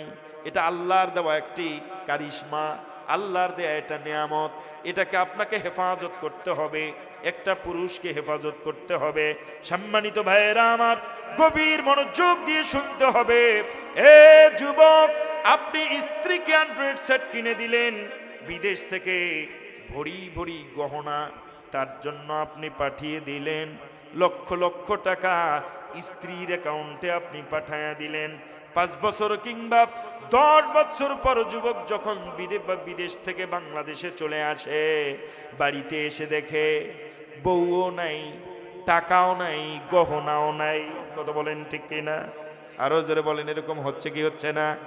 এ কলিজার টুকরা যুবক, যদি তোমার বিদেশে যাওয়ার শখ থাকে, তুমিও বিদেশের টিকিট কাটবা, তোমার ওয়াইফ টিকিটটাও কেটে নিবা, একসঙ্গে বিদেশে চলে যাবা, স্ত্রীর হক আদায় করবা।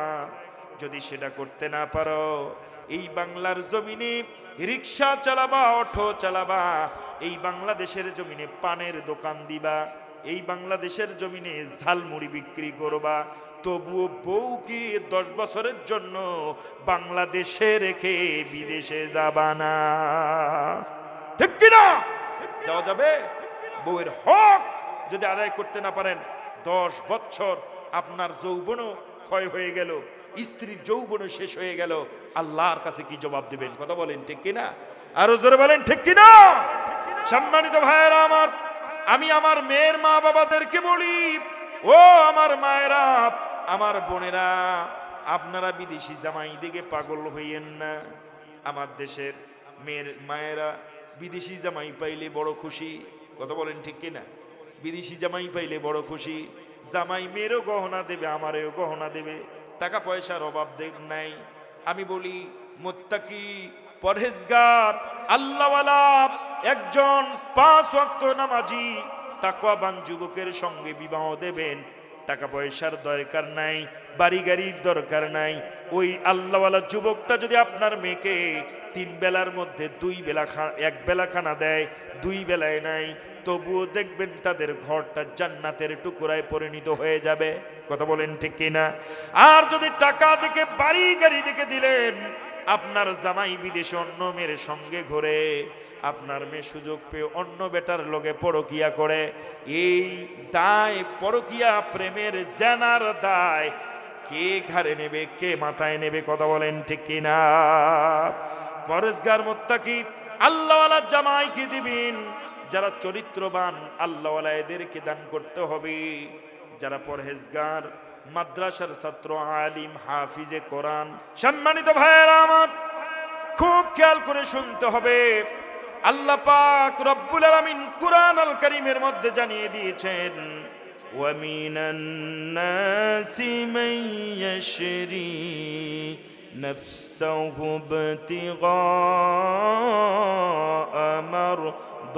মারদাতিল্লাহ ওয়াল্লাহু রাউফুম বিল ইবাদ। আল্লাহু আকবার। আল্লাহ পাক রব্বুল আলামিন কুরআন আল কারীমে বলেন, ওয়া মিনান নাস, তোমাদের মধ্যে কিছু মানুষ আছে, ওয়া মিনান নাসি মান ইয়াশরি নাফসাহু ইবতিগা মারদাতিল্লাহ, তারা তাদের জীবন এই দুনিয়ার বাড়ি গাড়ির জন্য বাজি রাখে না, এই দুনিয়ার ক্ষমতার জন্য তারা বাজি রাখে না, তাদের জীবনটা তারা আরাম আয়েশে কাটাতে চায় না, তাদের জীবনটা শুধু তারা আল্লাহর সন্তুষ্টির জন্য উৎসর্গ করে দেয়। আল্লাহু আকবার। খলিফাতুল মুসলিমিন হযরত ওমর ফারুক যতদিন তিনি অর্ধজাহানের খলিফা ছিলেন, ততদিন তিনি রাষ্ট্রীয় ভাতাটা পর্যন্ত নেন নাই। আমার দেশের নেতারা রাষ্ট্রীয় ভাতা তো নেয়, গরিব, মিসকিন, ইয়াতিম, দিনমজুর, কুলি জনগণের ট্যাক্সের টাকা পাচার করে সুইস ব্যাংক ভর্তি করে রেখে দেয়, ঠিক কিনা? ওই নেতা যদি নামাজি হতো, আল্লাহওয়ালা হতো, ওমরের মতো যদি চরিত্রবান হতো, সাহাবায়ে কেরামদের মতন যদি আদর্শ হতো, এই জনগণের শাসক হতো না, বরং এই জনগণের সেবক হয়ে যেত। এই দেশের টাকা বিদেশে পাচারও হতো না।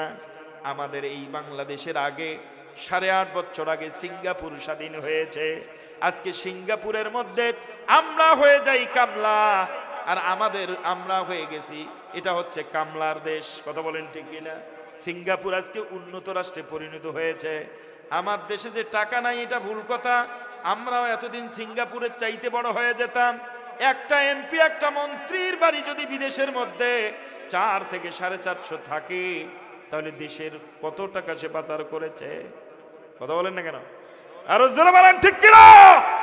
যারা জনগণের টাকা পাচার করে এরা শোষক, এরা শাসক, এরা সেবক নয়। কথা বলেন ঠিক কিনা? জনগণের সেবককে দায়িত্ব দিতে হবে। দায়িত্ব কারাতে দিতে হবে? যিনি জনগণের সেবক হবে, হযরত ওমরের মতো। যেই ব্যক্তিটা কোরআনের জন্য, দ্বীনের জন্য নিজের জীবন বাজি রাখবে। কিছুক্ষণ পূর্বে প্রিন্সিপাল হুজুরের কাছ থেকে আমি এই মাদ্রাসার বর্ণনা শুনে আমি আশ্চর্য হয়ে গেছি যে মানুষ মাদ্রাসার বিরুদ্ধেও কথা বলে, যেখানে কোরআনের জ্ঞান দেওয়া হয়, ঠিক কিনা? মাদ্রাসার বিরুদ্ধে, এখানে কোরআন পড়া হয়, আল্লাহর কালাম। যারা মাদ্রাসার বিরুদ্ধে কথা বলবে, আল্লাহর নবী এবং আল্লাহর বিরুদ্ধেই সে মূলত কথা বলছে। কথা বলেন ঠিক কিনা? আল্লাহর নবী আল্লাহর বিরুদ্ধে কথা বলেছিল নমরুদ, আল্লাহর নবী আল্লাহর বিরুদ্ধে কথা বলেছিল ফেরাউন, আল্লাহর বিধানের বিরুদ্ধে স্লোগান দিয়েছিল উতবা, সাইবা, মুগীরা। আল্লাহর বিরুদ্ধে স্লোগান দিয়েছিল লাহাব আবু জাহিল। আজকেও যারা মাদ্রাসাকে কটাক্ষ করবে, ওলামায়ে হকদেরকে কটাক্ষ করবে, কোরআনের আইন চাইলে মৌলবাদী বলবে, ফাঁসির মঞ্চে দেবে, নিঃসন্দেহে বুঝতে হবে আবু জাহল, নমরুদ, ফিরাউন, আবু লাহাব, আবু জাহিলের স্বভাব যেমন, বর্তমান যুগের ওই ব্যক্তির স্বভাব তেমন। ঠিক কিনা? এইসব আবু জাহিল মার্কা মানুষ আমাদের সমাজে আছে না নাই? নামাজ পড়ে ঠিকই, নামাজের আইনটা পার্লামেন্টে কায়েম হয়ে যাবে এইটা চায় না। কথা বলেন ঠিক কিনা? নামাজ পড়বে ঠিকই, হজ করছে ঠিকই, সুদের আইনটা যদি পার্লামেন্টে কায়েম হয়ে যায়, তাহলে নেতাগিরি তো করে তো আর সুদ ঘুষ নিতে পারবে না, চাকরি দিয়ে সুদ ঘুষ নিতে পারবে না। এই জন্য আল্লাহর আইনকে বাদ দিয়া ওরা মানুষের আইন পার্লামেন্টে কায়েম করে। ওরা হুজুরদেরকে সামনের দিকে এগুতে দেয় না। ওরা জানে মসজিদের ইমামকে যেমন মেপে মেপে নেওয়া হয়, নামাজ না পড়লে যেমন 500 লোকের ইমামকে ইমাম নিযুক্ত দেওয়া হয় না, সুদ ঘুষের মধ্যে জড়িত থাকলে 1000 লোকের একটা মসজিদের খতিব নিয়োগ দেওয়া হয় না। এই হুজুররা যদি এই চেয়ারে বসে যায়, আমাদের জেনা করা বন্ধ হবে, সুদ খাওয়া বন্ধ হবে, ঘুষ খাওয়া বন্ধ হবে, বেবিচার অন্যায় সম্পদের পাহাড় গঠন করা বন্ধ হয়ে যাবে। সুতরাং এদেরকে মৌলবাদের তকমা দাও, এদেরকে জঙ্গি বানাও, এদেরকে রাষ্ট্রদ্রোহী মামলার মধ্যে ফালায়া দাও। কথা বলেন ঠিক কিনা? দীর্ঘদিন 50টি বছর কোরআনের পাখি আল্লামা দেলোয়ার হোসেন সাইদি রাহিমাহুল্লাহ কোরআনের কথা বলেছেন। সেই কোরআনের পাখি যার জন্য আমরা আজকে এই মঞ্চটা পেয়েছি, তিনি আজকে নাই, কোরআনের জন্য জীবন দিয়েছে। আবু জাহিল, আবু লাহাব মার্কা লোকগুলি ষড়যন্ত্র করে, পয়জানাজ করে তাকে দুনিয়া থেকে তাড়াই দিয়েছে। তোমরা মনে করেছ যে এক সাইদি চলে গেছে, আল্লাহ পাক লক্ষ সাইদি এই বাংলার জমিনে জন্ম দিয়েছে। সুবহানাল্লাহ। একটা কণ্ঠ স্তব্ধ করেছ, একজন আল্লামার কণ্ঠকে স্তব্ধ করেছ, দুনিয়া থেকে সরাই দিয়েছ। ইদানিং সারা দেশে নিম্ন নতুন হাজারো অসংখ্য হাফেজে কোরআন, আলেমে দ্বীন, বক্তা, মুফাসসির দিয়ে বাংলার জমিন ছেয়ে গেছে। কথা বলেন ঠিক কিনা? তোমরা যে কৌশল করো, আল্লাহ হচ্ছেন উত্তম কৌশলবিদ। কথা বলেন ঠিক কিনা? আল্লাহ রাব্বুল আলামিন কোরআনুল কারীমের মধ্যে বলেন, মাকারু ওয়া মাকারাল্লাহি ওয়াল্লাহু খায়রুল মাকিরিন। আর একটু জোরে বলেন আল্লাহু আকবার। তোমরা কি কৌশল করবে? ওয়াল্লাহু খায়রুল মাকিরিন, আমি তো উত্তম কৌশলবিদ আল্লাহ। আল্লাহু আকবার বলেন। সম্মানিত ভাইয়েরা আমার, যারা দ্বীনের জন্য, কোরআনের জন্য জীবন বাজি রাখবে, এরা সাহাবায়ে কেরাম। আজকে যারা উলামায়ে হক আছে, এরা ক্ষমতা চায় না, এরা চায় আল্লাহর দ্বীন। কি চায়? কোরআনের শাসন, ইসলামী কানুন চায়। ইসলামী কানুন যখন আসবে, চুরি করা বন্ধ হবে, সুদ ঘুষ এমনিতেই পালিয়ে যাবে, ঘরে ঘরে নামাজি তৈরি হবে। কথা বলেন ঠিক কিনা? আরো জোরে বলেন ঠিক কিনা?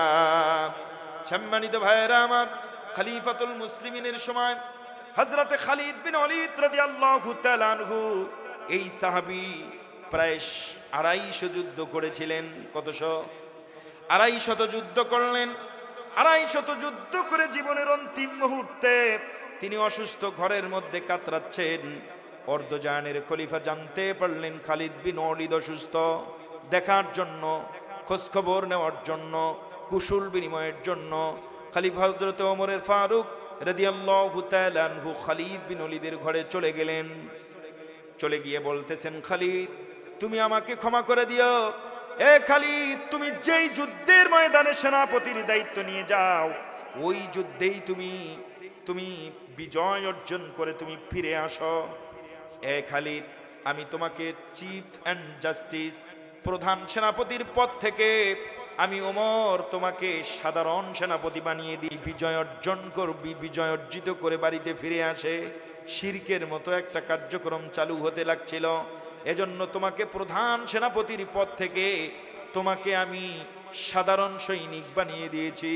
এ খালিদ, তুমি আমাকে গালি দিও না, তুমি আমাকে গালমন্দ করো না, আমি তোমার ভালোর জন্য এটা আমি করেছি। হযরতে খালিদ রাদিয়াল্লাহু তাআলা আনহু দুচোখের পানি ছেড়ে দিয়ে কাঁদতেছেন, ডেকে বলতেছেন, খলিফাতুল মুসলিমিন হযরতে ওমরে ফারুক রাদিয়াল্লাহু তাআলা আনহু, আমি 250 যুদ্ধে বিজয় অর্জন করেছি, তবুও কেউ কোনোদিন আমার রক্ত ঝরাতে পারে নাই। ও খলিফাতুল মুসলিমিন, আমার বড় শখ হয় আমি যেন শহীদ হয়ে যাই। জীবনের অন্তিম মুহূর্তে আল্লাহ রাব্বুল আলামিন মনে হয় আমার এই দোয়াকে কবুল করেন নাই। খলিফাতুল মুসলিমিন ডেকে বললেন, ওরে খালিদ, তুমি কি রাসূলুল্লাহর ওই হাদিসটি জানো না?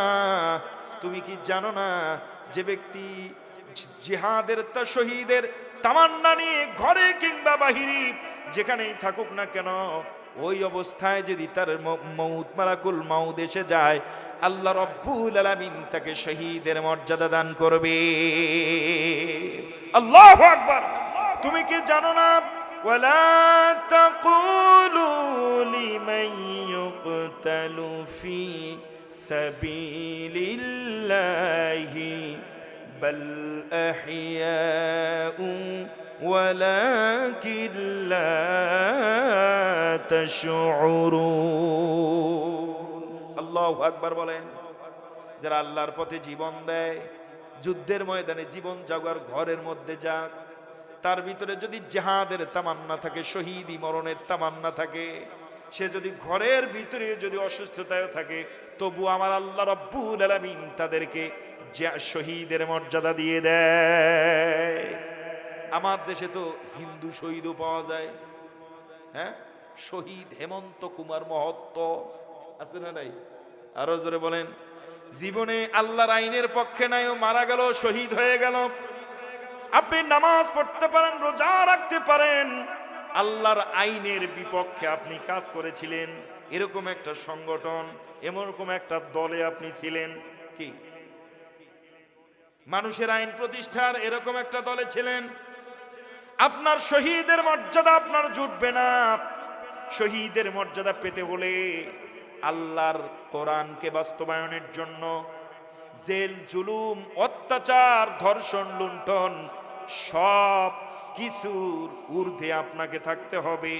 এই সব বাদ দিয়া আল্লাহর দ্বীনকে কায়েমের নিমিত্তে এই দুনিয়ার বাড়ি গাড়ি, এই দুনিয়ার আরাম আয়েশ, এই দুনিয়ার সমস্ত প্রকার আরাম আয়েশ, টাকা পয়সাকে ছুঁড়ে মেরে এই দুনিয়া আল্লাহ রাব্বুল আলামিনের আইনকে বেছে নিয়ে সিনার মধ্যে কোরআনকে ধারণ করে নিতে হবে। রাজপথে কোরআনের জন্য স্লোগান দিতে হবে, ঠিক কিনা? দুইজন সাহাবী উহুদের প্রান্তরে জিহাদের জন্য যাচ্ছি, প্রতিমধ্যে দুই হাত উত্তোলন করে আল্লাহর কাছে দোয়া করতেছে। একজন হলো সাদ ইবনে আবি ওয়াক্কাস, আর একজন সাহাবী হলো আব্দুল্লাহ বিন জাহাশ।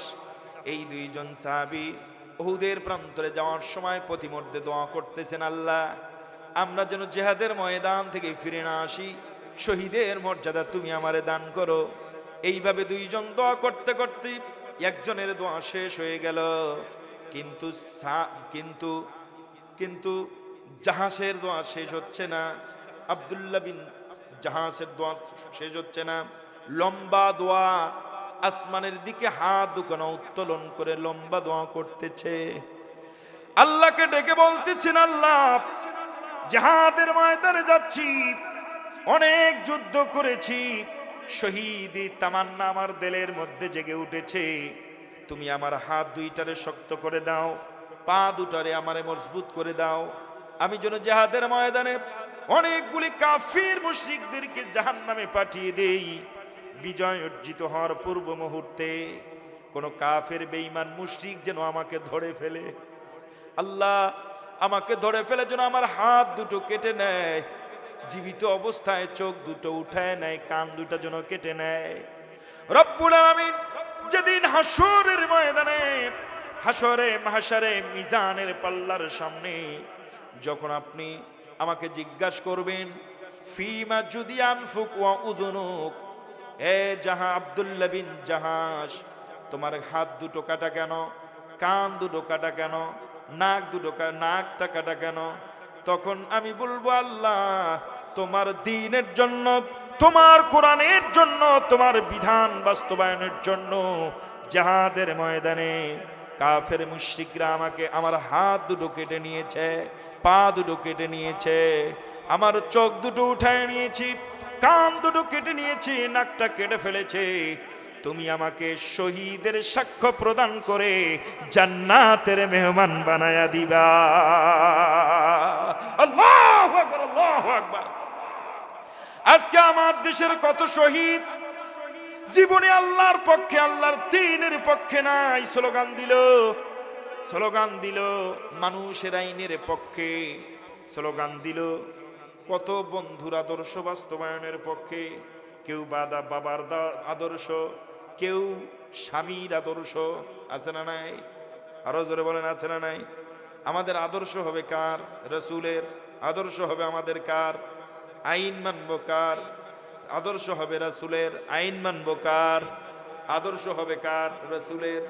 আদর্শ হবে রাসূলের, আদর্শ হবে ওমরের, আদর্শ হবে আবু বকর উসমান আলীর। আইন মানব আল্লাহর। এইটা বাদ দিয়া দেখবেন এই পৃথিবীতে অধিকাংশ মুসলমান আল্লাহ রাসূলের আদর্শ তাদের মধ্যে নাই, ওরা অন্য মানুষের আদর্শ নিয়ে পড়ে আছে। ঠিক কিনা? সম্মানিত ভাইরা আমার, গভীর মনোযোগ দিয়ে শুনতে হবে, খুব খেয়াল করে শুনতে হবে। এটা হচ্ছে ইসলামিক কানুনের কথা আপনাদেরকে বলছি। এই জন্য ইসলাম প্রয়োজন।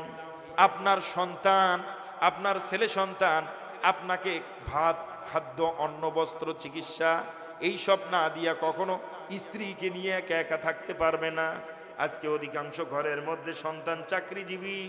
এই চাকরিজীবী সন্তানগুলো মা বাবাকে দূরে ঠেলে দেয়, পরিবারকে দূরে ঠেলে দেয়, নিজের স্ত্রীকে নিয়ে সুখে শান্তিতে শহরের মধ্যে সুন্দর জীবন যাপন করে, মা বাবাকে তার অন্ন, বস্ত্র, বাসস্থান, চিকিৎসা থেকে দূরে ঠেলে দেয়।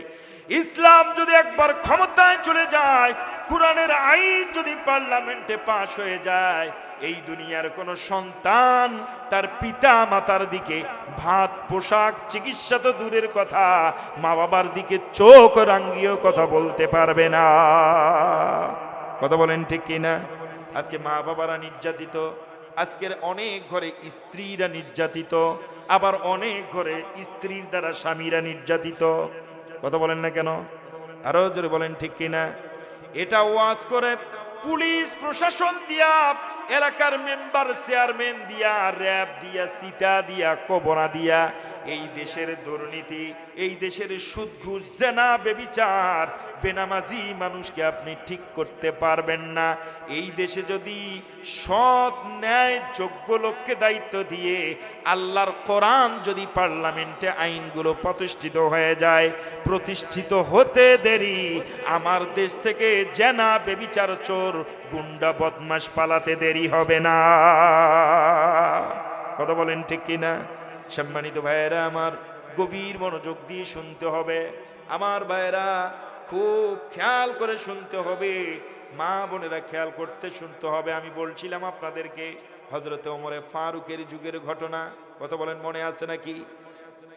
3 দিন খলিফাতুল মুসলিমিন আইন পাশ করলেন, আজ থেকে আমার জনপদের সমস্ত সরকারি কর্মকর্তা কর্মচারীদের 3 মাসের পূর্বে বাধ্যতামূলক ছুটি ঘোষণা করা হলো। আমার ভাইয়েরা, এর দ্বারা বোঝা যায় যুবকেরা স্ত্রীকে বিবাহ করে ঘরের মধ্যে বছরের পর বছর রেখে বিদেশে যাওয়া যাবে? আরো জোরে বলেন, যাবে? যাবে না। প্রয়োজনে স্ত্রীকে সঙ্গে করে বিদেশে চলে যান, নইলে ওই স্ত্রী প্রেম করবে, পরকিয়া করবে, প্রীতি করবে। এই দায় কে নেবে? এই জেনার দায়।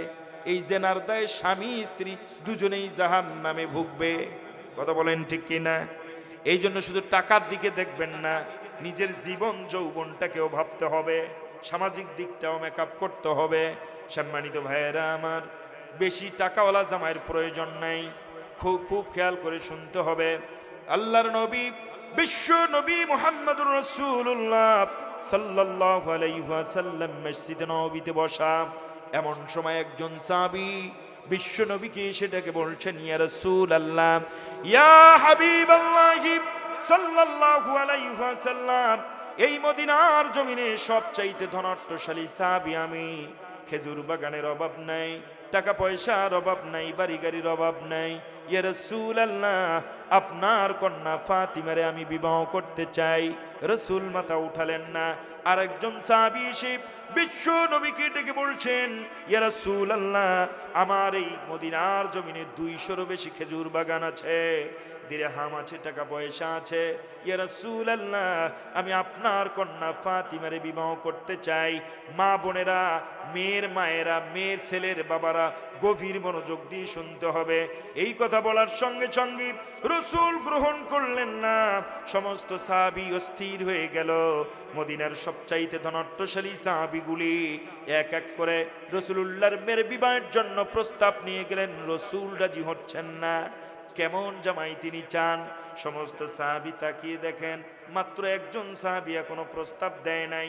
সবার শেষে মসজিদে নববীর পিছনে বসা ওই সাহাবীর কাছে সমস্ত সাহাবীগুলো দৌড়ে গিয়ে বলতেছে, সাহাবী রে, আমরা এক এক করে বিশ্ব নবীজির কন্যার বিবাহের প্রস্তাব দিয়েছি।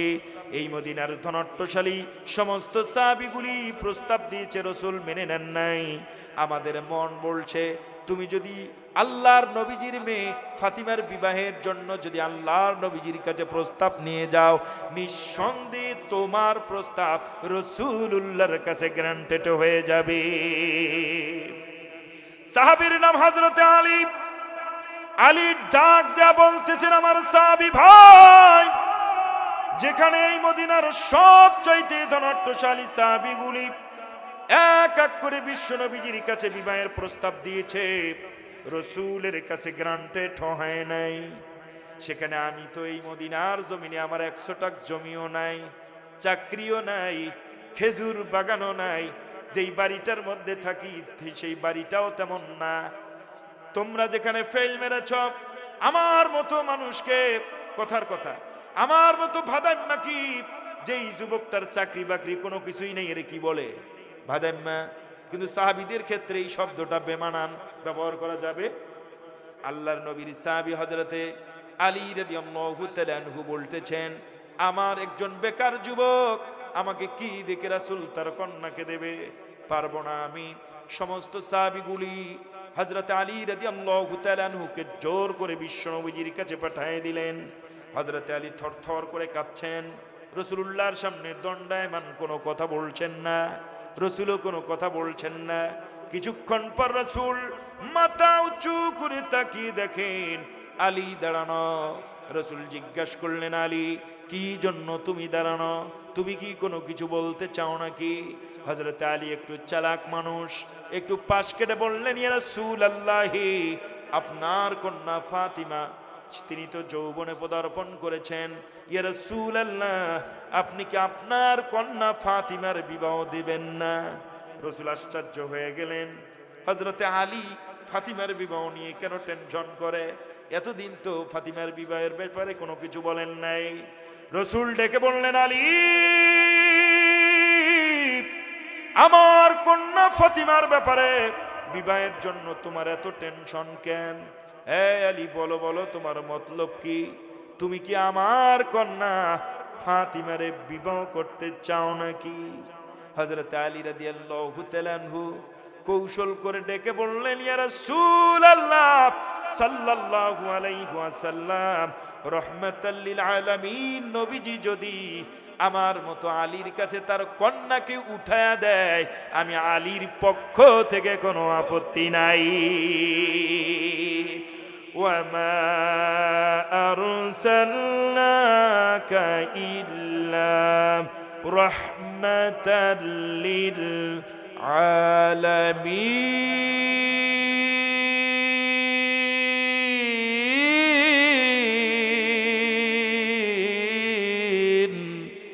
আর একটু জোরে বলেন আল্লাহু আকবার। ও নবী, আপনি রাহমাতাল লিল আলামিন, আপনি যদি আপনার কন্যাকে আমার হাতে উঠায় দেন, আমি আলীর পক্ষ থেকে কোনো কি আপত্তি নাই।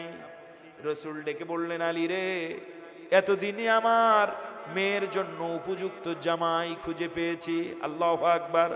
আলী, তুমি রেডি হয়ে যাও, ফাতিমার সঙ্গে তোমার বিবাহ হবে। রসুল চললেন বাড়ির দিকে। আল্লাহর নবী, বিশ্ব নবী বাড়ির দিকে গিয়ে বাড়ির ঘরের ভিতরে প্রবেশ করার সঙ্গে সঙ্গে গেট থেকে তাকিয়ে দেখেন নয়নের পুতলি কলিজার টুকরা ফাতিমা ঘরের মধ্যে বসা। রসুল ফাতিমার চেহারার দিকে যখন এই চোখ পড়েছে, রসুলের দুই চোখ দিয়ে ঝরঝর করে পানিগুলো ঝরছে। রসুল যেন হাঁটতে পারছেন না, ফাতিমার কাছে যেতে পারছেন না। হাঁটি হাঁটি পা পা করে ফাতিমার নিকটবর্তী হলেন। ফাতিমা রসুলকে দেখে বললেন, রসুল কান্না করছেন।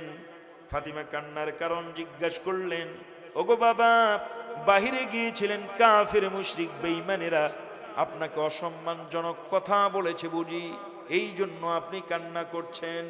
রসুল ডেকে বললেন, মারি, কেউ আমারে কোনো কিছু বলে নাই।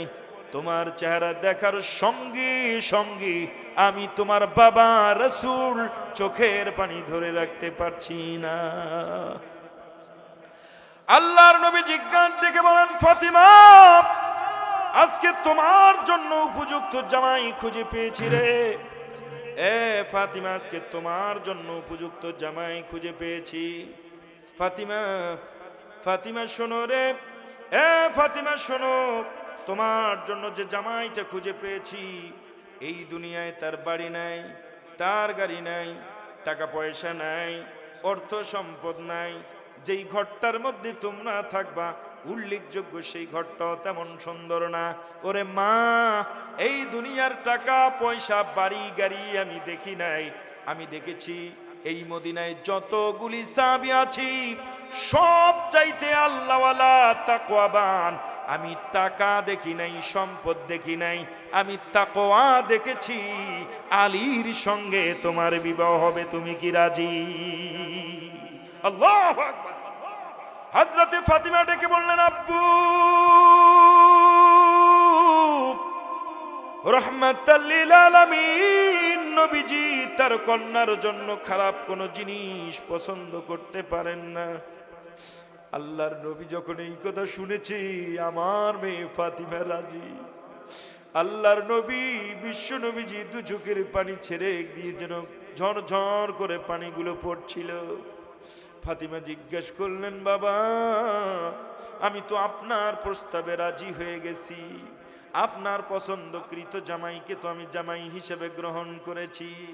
ও বাবা, আপনি কাঁদেন কেন?